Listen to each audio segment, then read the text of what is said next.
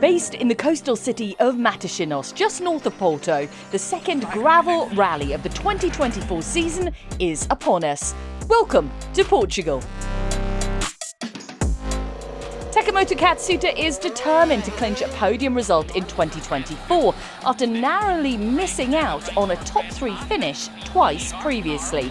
Despite entering the Wolf Power Stage 2.2 seconds ahead of Dani Sordo in 2022, he slipped to 4th after losing ground to the Spaniard in the final kilometres. And in 2023, Katsuta's hopes were dashed by an alternator fault while sitting 4th.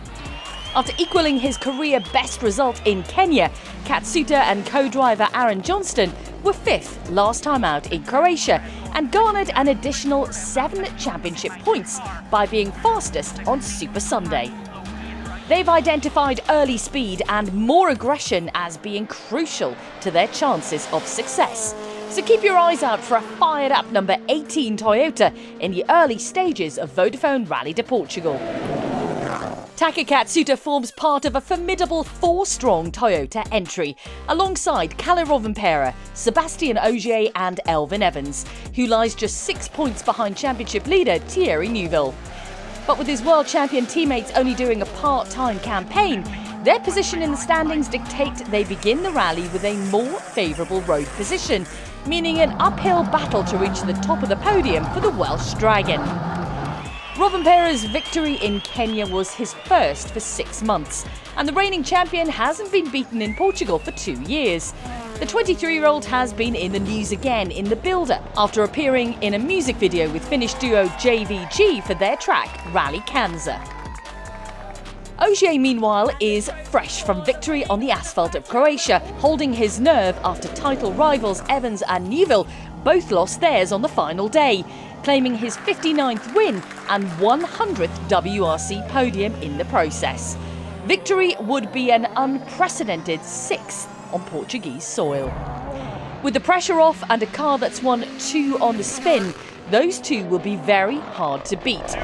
So 2021 Rally de Portugal winner Evans knows he and co-driver Scott Martin will need to be at the top of their game to get a good result. Hyundai are out for victory too, having won half of the rally so far in 2024, and Thierry Neuville on top in Croatia before a pace note error caused a final day slip, with the resultant damage seeing him fall to 3rd. The 2018 Rally de Portugal winner leads teammate Ott Tänak in the standings by 86 points to 53, but the 4th-placed Estonian is gradually getting his groove back after a tricky start to the season, finishing just outside the podium places in Croatia and ready to return to the podium for the first time since rejoining the South Korean manufacturer at the start of the season. Tänak won here in 2019 en route to a maiden WRC world title and will be hoping his pedigree on gravel will give him a strong chance of standing on the top step of the podium once more. Dani Sordo hasn't driven in the top flight since the final event in 2023 in Japan, but the 40-year-old has warmed up for his return with a run in the Rally Terras de Ababuera, the 3rd round of the Portuguese National Championship. Still active behind the scenes in helping develop the i20N, Sordo has a stunning record in Portugal and hasn't finished off the podium here in the past 3 seasons. On what will be his 190th FIA World Rally Championship start, Sordo will be fully prepared to prove he still has what it takes to mix it at the very top of the sport, alongside co-driver Cândido Carreira. Adrien Fourmeau, currently 3rd in the points, and teammate Grégoire Munster will fly the flag for M Sport Ford in a pair of identical Puma Rally 1 cars in Portugal. Munster is hoping his trouble-free performance in Croatia will be enough to relaunch his season after struggling through the first 3 rounds of the year, with mistakes impacting his results in Monte Carlo, Sweden and Kenya, before securing a smooth ride to 7th overall in Zagreb. For Mo's hopes of a fourth straight top 5 finish were dashed by a collision with an anti-cup device on stage 18, which damaged his steering, causing him to plummet down the order. But Ford team principal Rich Milliner says Mo's subsequent Wolf Power stage win last time out demonstrates his ability to win rallies outright in the future. The Frenchman's stunning drive to win the final stage by nearly 4 seconds helped him maintain his third place in the Drivers' Championship standings, ahead of Oid Tanak, and should inspire a lot of confidence, both for Mo and co-driver Alex Correa, as well as the team back in the service park and at Dovenby Hall, that more is to come from the rejuvenated Frenchman over the rest of the season.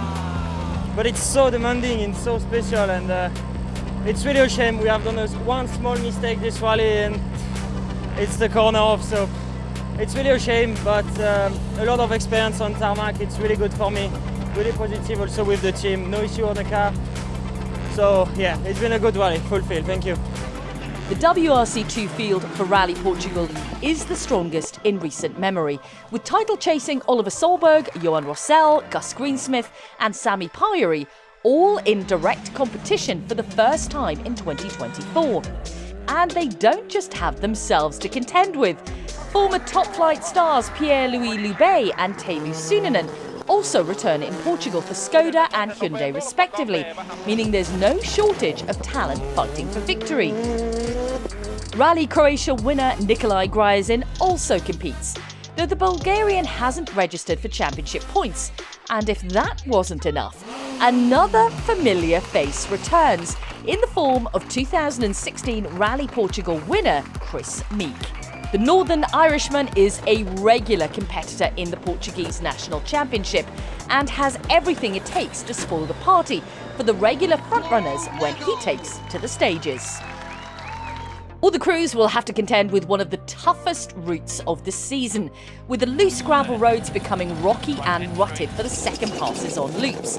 And the variable May weather, meaning wind and rain, can always spring a surprise and cause havoc mid-stage. The event attracts around 1 million fans across 15 different municipalities, with everyone desperate to get a glimpse of just one of the 337 kilometres. The legendary Faf Jump, one of the most iconic sections of road in all of motorsport. So sit down, buckle up and get ready for one of the best events of the season. It'll be all live across Rally TV.